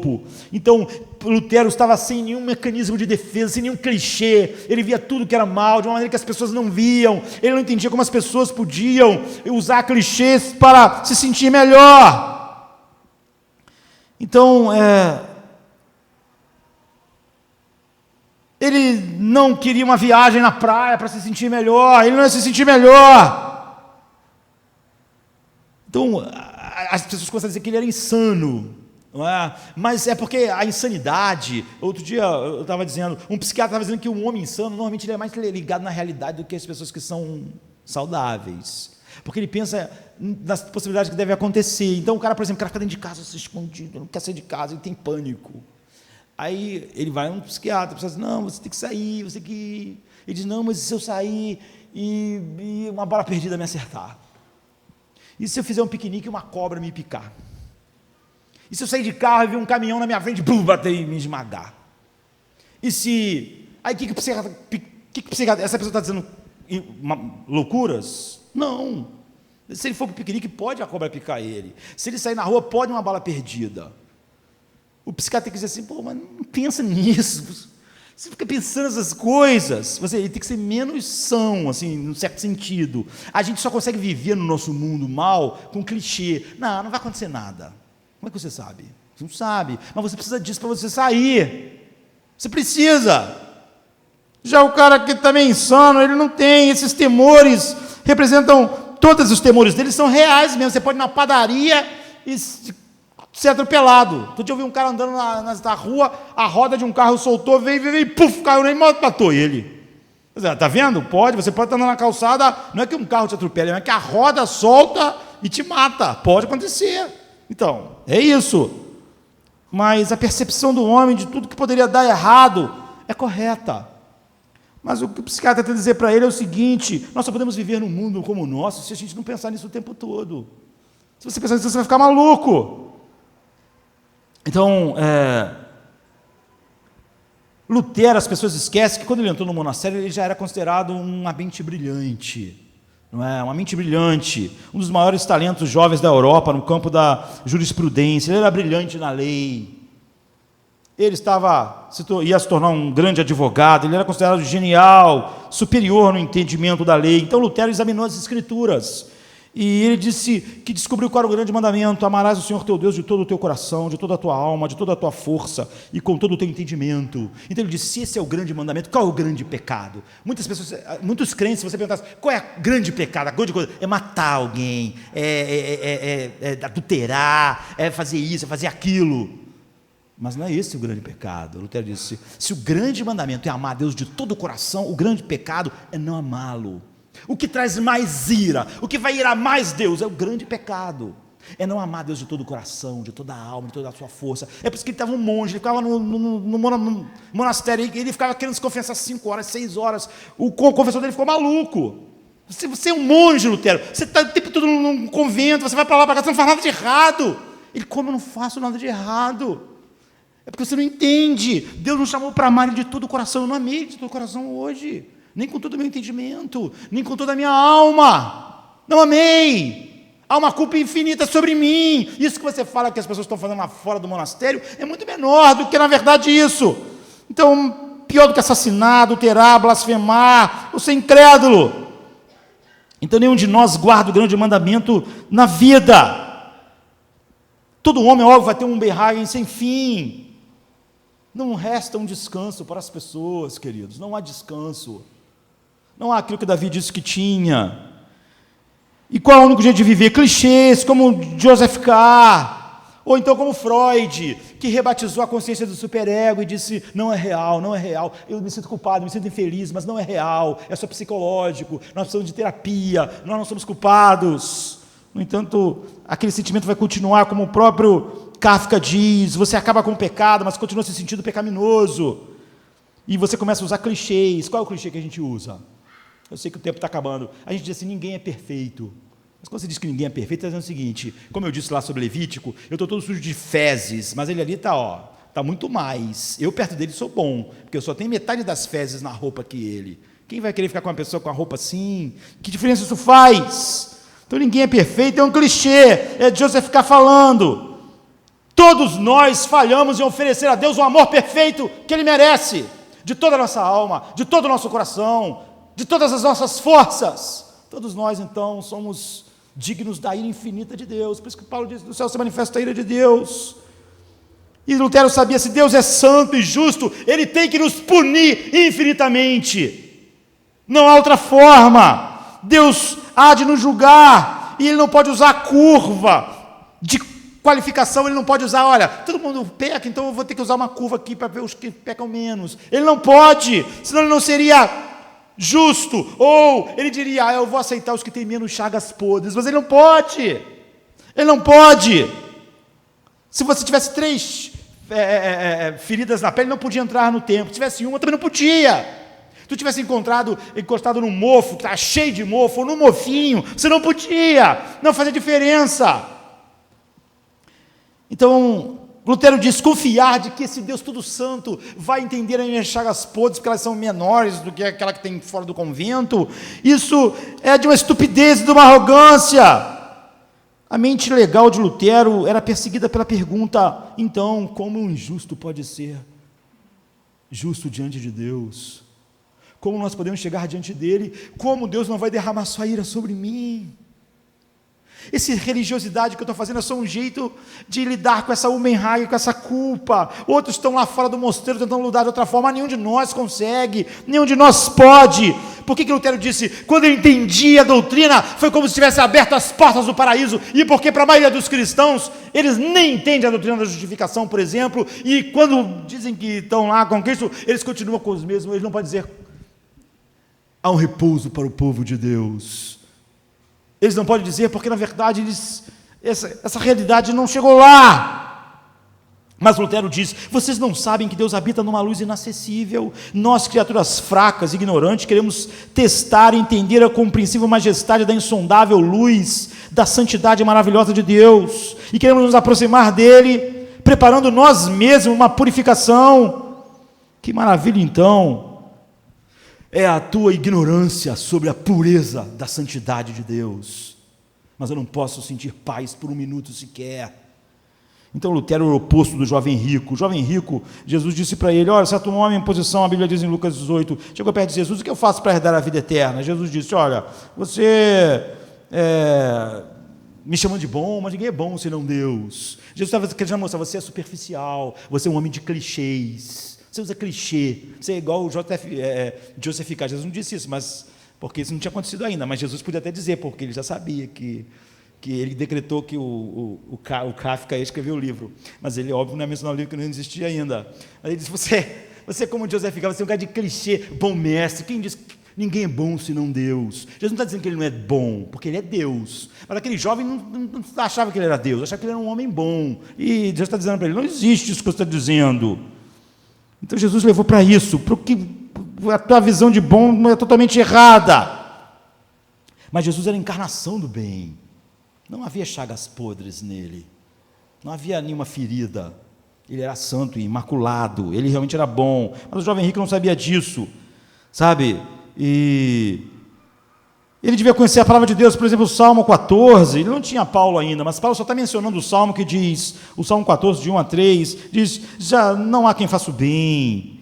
Do céu olha o Senhor para os filhos dos homens, para ver se há quem entenda, se há alguém que busque a Deus, mas todos se extraviaram e juntamente se corromperam. Não há quem faça o bem, não um sequer. Você vê que Paulo só está mencionando o Salmo 14, quando ele faz aquela declaração final lá. Então o apóstolo Paulo cita e amplia o Salmo. Ele, óbvio, o Espírito Santo traz mais. E Lutero tentou, queridos. Ninguém é perfeito. Lutero falou assim, eu não vou usar esse clichê, Deus é santo. Deus vê que eu não amo Ele de todo o coração, de toda a alma, de toda a sua força, e esse é o grande pecado. Mas o jovem rico, não, ele era um cara cheio de clichês, né? E Jesus falou assim, então é o seguinte, você cumpre os mandamentos, e você conhece os mandamentos? Não adulterarás, não matarás, não furtarás. Esse é o que Jesus menciona em Lucas 18, 20. Você vê que ele menciona a segunda tábua, que é contra os homens, adulterar, matar. A primeira tábua é contra Deus, não terás outros deuses, não farás imagem, não tomarás o nome do Senhor teu Deus em vão. Mas a segunda tábua é na relação horizontal. Jesus menciona só a segunda tábua, nem menciona a primeira. Não roubar, adulterar, assassinar, assim por diante. E o jovem diz, eu tenho feito isso desde a minha juventude. Imagina a arrogância do cara, do rapaz.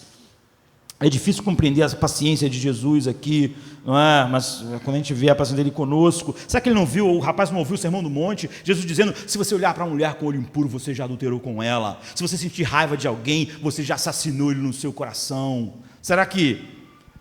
Então, nossa obediência, mesmo quando é certa, é totalmente superficial, ela não é boa, não é boa. Por quê? Porque a única obediência que é boa é se os motivos internos forem perfeitos, forem porque você ama a Deus de todo o teu coração. Por isso que eu agi assim. Por que eu fiz isso aqui? Porque eu amo a Deus com toda a minha força, com toda a tua alma. Se o ato externo não corresponde a isso internamente, aquilo é mal, aquilo não é bom. Por isso que não há quem faça o bem. Então Jesus diz ao jovem, você é tão bom assim, então só te falta uma coisa, você vai vender tudo que você tem, dá aos pobres, você vem e me segue. E aí o cara ficou triste. Jesus não está falando sobre as pessoas darem o seu dinheiro. Ele está dizendo o seguinte, eu vou te mostrar, você não ama Deus, você tem deuses. Eu te dei só os mandamentos da segunda tábua, mas o primeiro mandamento é não terás outros deuses diante de ti, mas o teu dinheiro te dá a tua identidade, te dá senso de importância, te dá o status que você acha que você precisa. Dá a ele, joga ele. O teu dinheiro é um Deus para você. Há um monte de coisas na sua vida que mostra que você não ama a Deus sobre todas as coisas, e o teu dinheiro é uma delas. Nós sabemos que o jovem foi embora triste, que o dinheiro era o Deus funcional daquela pessoa, ela se sentia uma vitoriosa porque ela tinha dinheiro, se sentia alguém no meio do seu país porque tinha dinheiro, se sentia melhor do que os outros porque tinha dinheiro, sim, ele tinha autoestima, por causa disso. Sem dinheiro ele ia ficar sem autoestima, era um Deus, porque só Deus devia dessas coisas ao homem. Então o objetivo de Jesus era desmascarar ele. E Jesus é irônico, ele diz, você só precisa de uma coisa. O cara precisava de 1 milhão de coisas, mas o cara tinha dito que cumpria tudo, não é? Se aquele cara só faltasse uma coisa, seria o encontro das duas pessoas mais incríveis da história, um que nunca pecou e um outro que só faltava uma coisa, não é? Quase igual o outro, que era Deus encarnado. Lutero esbarrou nesse dilema legal, e como um Deus justo pode aceitar um homem justo? E ele sabia que seu destino eterno dependia da resposta. Entretanto, ele não conseguiu encontrar. Ele diz, se você acha que às vezes eu amo Deus, eu amo, mas às vezes eu odeio, porque eu sei que Ele só pode me condenar com a sua ira, porque é a única coisa que eu mereço. Eu não consigo ver outra coisa. Por isso que Lutero diz livre-arbítrio. Isso é só um homem tentando encontrar lugar para méritos, para se sentir melhor. para dizer que é aquilo que eu já disse, quando diz alguém assim, por que você se converteu e o outro não? Não é assim? Porque eu criei, porque eu aceitei que eu sou pecador. Por que você aceitou que é pecador? Porque eu vi o meu erro. Por que você aceitou que você viu o seu erro? Porque eu admiti que eu não sou perfeito. Então, por que você admitiu e ele lá não admitiu? Porque eu fui uma pessoa que se arrependeu de verdade. Por que você se arrependeu e não se arrependeu? Porque eu me humilhei. Por que você se humilhou? Porque eu fui humilde, tá vendo? Você foi salvo porque você é humilde, porque você é bom, e ele vai ser condenado porque ele não é humilde. A sua humildade te salvou. É isso que o Lutero está dizendo. O livre-arbítrio é só um lugar para encontrar o mérito, é só você continuar fazendo as perguntas. É por isso que Lutero, por isso que os reformadores trouxeram as doutrinas da graça, porque essa é a realidade. Ele dizia, qual é a forma? Esse era o problema.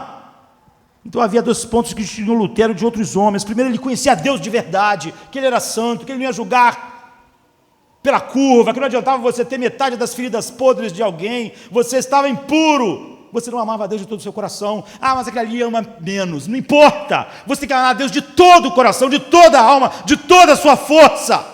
Mas eu boto mais força que ele, não importa, você vê, não importa, é toda a alma, toda a força, todo o entendimento, é amar a Deus assim, e tudo que você fizer tem que fluir desse amor por ele assim, e só um homem na terra viveu assim. E por isso ele é o Cordeiro imaculado.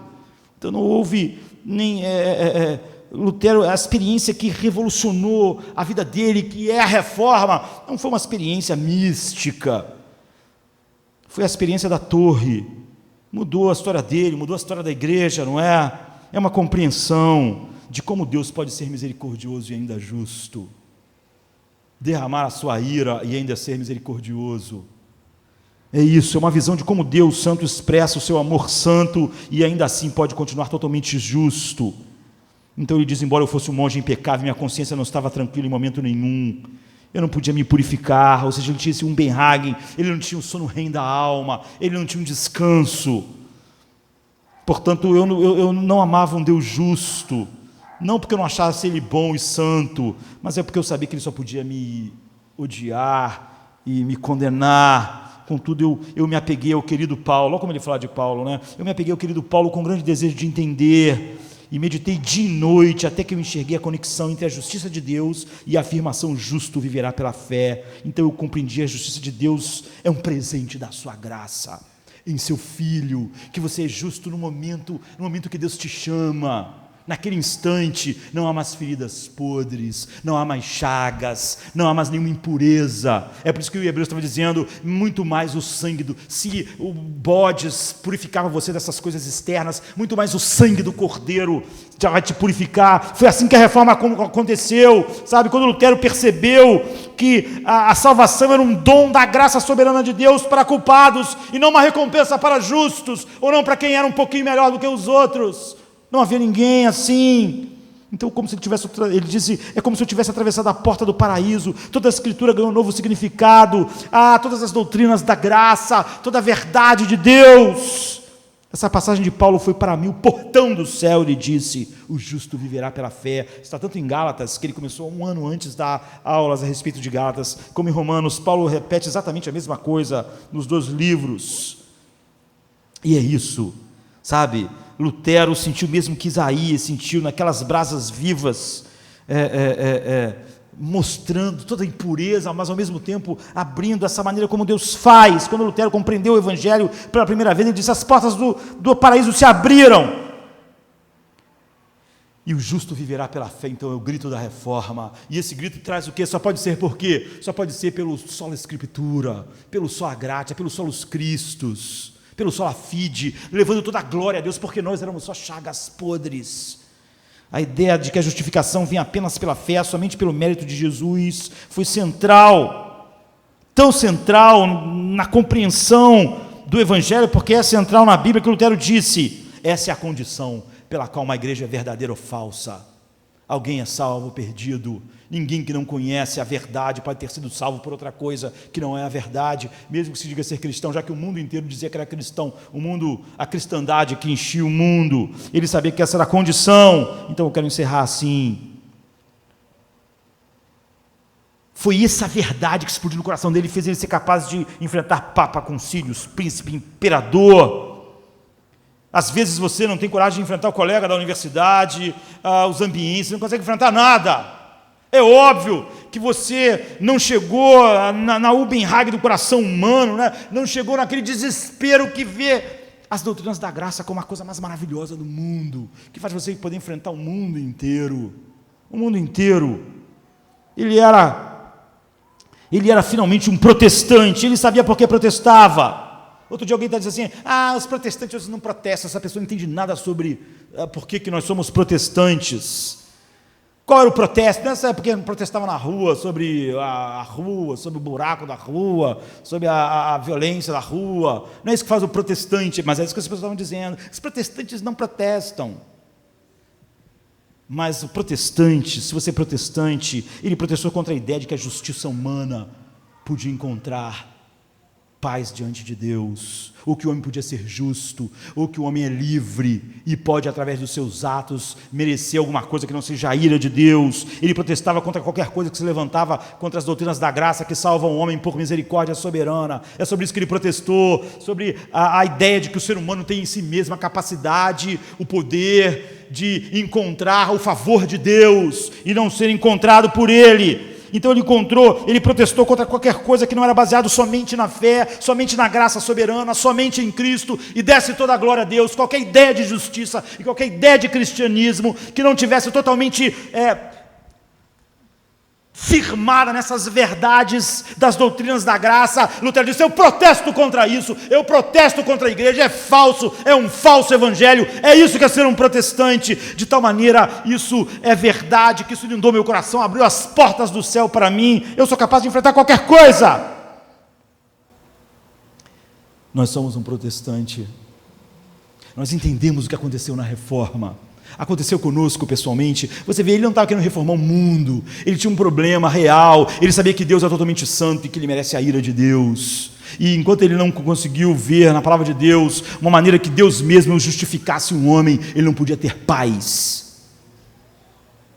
É por isso que o grito da Reforma é o justo viverá pela fé, é por isso que é os solas da Reforma, é por isso que ele escreveu a escravidão da vontade. Ele protestava contra qualquer coisa que não dava toda a glória a Deus, que dava ao homem um tipo de salvação que não é somente pela graça, somente pela vontade soberana de Deus, somente pela fé que Ele concede, que flui somente das Escrituras, que dá toda a glória a Deus. Então, se o sangue de bodes pode purificar as impurezas do corpo, que dirá o sangue imaculado daquele que se ofereceu pelo Espírito de Deus e entrou no Santo dos Santos nos céus, podem purificar as consciências, podem dar o descanso da alma, o sono REM da alma. Foi o que Lutero encontrou, por isso ele disse, eu encontrei, foi como as portas do paraíso se abrindo para mim.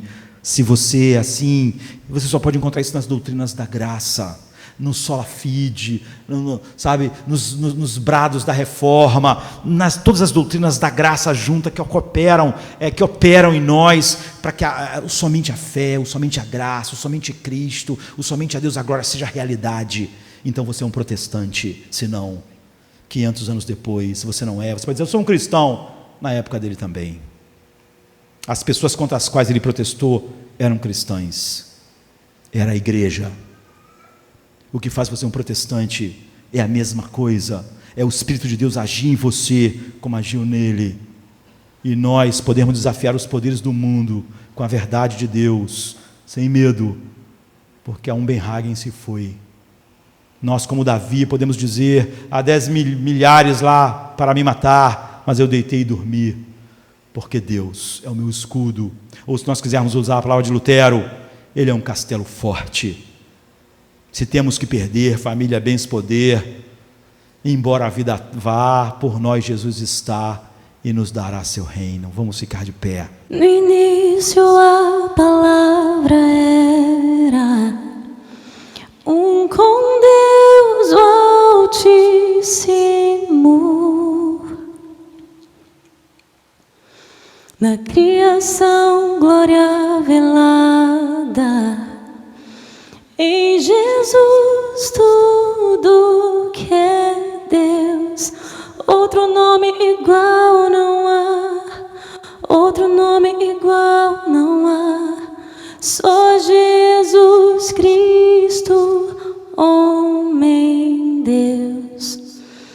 outro nome igual não há. Filho de Deus e Rei, outro nome igual não há. Só Jesus Cristo. Se esvaziou e o céu deixou, sim, o Santo Deus homem se fez. Amor maior que o meu pecado, nada vai nos separar. Outro nome igual